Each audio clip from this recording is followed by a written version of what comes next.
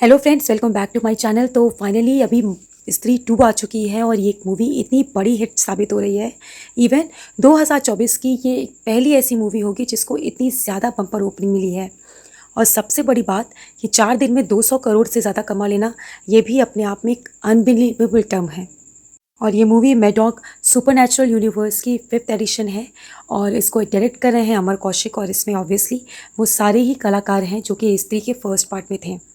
और इस मूवी में अगर देखा जाए तो बहुत ही ज़्यादा ऐसे राज खोले गए हैं और आगे के लिए क्यूरियोसिटी पैदा कर दी गई है ऑडियंस के दिमाग में कि ऑब्वियसली जब भी इसका थर्ड पार्ट आएगा तो शायद इससे भी ज़्यादा बम्पर ओपनिंग उस थर्ड पार्ट को मिल सकती है। फिलहाल आते हैं इस मूवी पे। और इस मूवी की तारीफ़ जितनी ज़्यादा की जाए उतनी कम है। ये ऑब्वियसली इस मूवी ने ये साबित कर दिया है कि फाइनली इंडिया में अब हॉरर कॉमेडी का फ्यूचर बहुत ही ज़्यादा ब्राइट होने वाला है।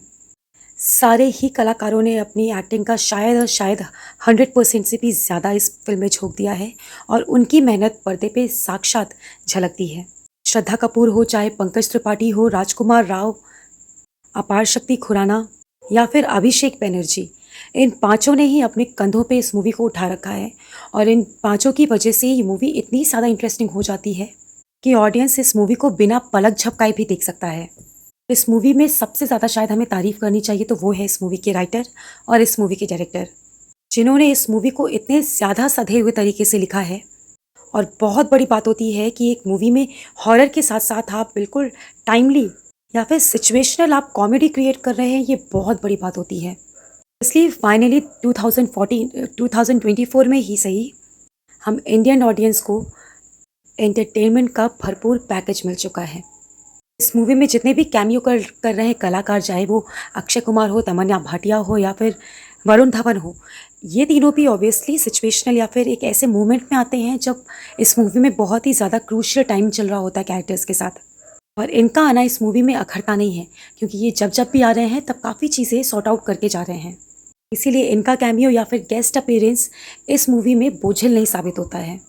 ये मूवी ओवरऑल कहा जाए तो इस बेसिस पे, अगर शायद मार्किंग के रेट पे या फिर स्टार्स के रेट पे, ये मूवी पूरे मार्क्स ले जाएगी।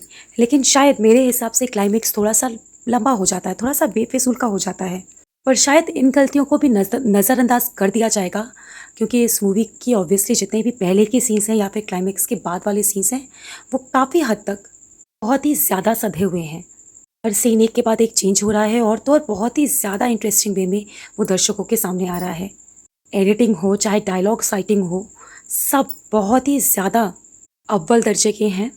फाइनली इंडिया भी दूर नहीं कि जहाँ पर अभी तक हॉलीवुड में मार्वल्स या फिर एवेंजर्स जैसे सीरीज़ बन रही थी सुपरनैचुरल वर्ल्ड से रिलेटेड, वैसे ही सेम सुपरनैचुरल वर्ल्ड फिर यूनिवर्स अब क्रिएट कर रहा है इंडिया में मैडॉक फिल्म्स। मुंजिया, स्त्री और भेड़िया इसी की ही शायद फॉर्म है, इसी का ही पार्ट है। तो फाइनली हम इंडियन ऑडियंस को एक ऐसा प्रोडक्शन हाउस मिल गया है जिससे हम ये उम्मीद कर सकते हैं कि हमेशा जब भी इस प्रोडक्शन हाउस से कोई मूवी आएगी तो वो बहुत अच्छी आएगी, और जो कि सिर्फ और सिर्फ बनी होगी कि ऑडियंस का पैसा कैसा वसूल किया जाए और तो और उनको उसके भी भारी मात्रा में एंटरटेनमेंट कैसे परोसा जाए। तो इसी के साथ मिलती हूँ मेरे नेक्स्ट वीडियो में। तो तब तक के लिए मेरे चैनल को सब्सक्राइब, लाइक, शेयर और कमेंट ज़रूर करिए।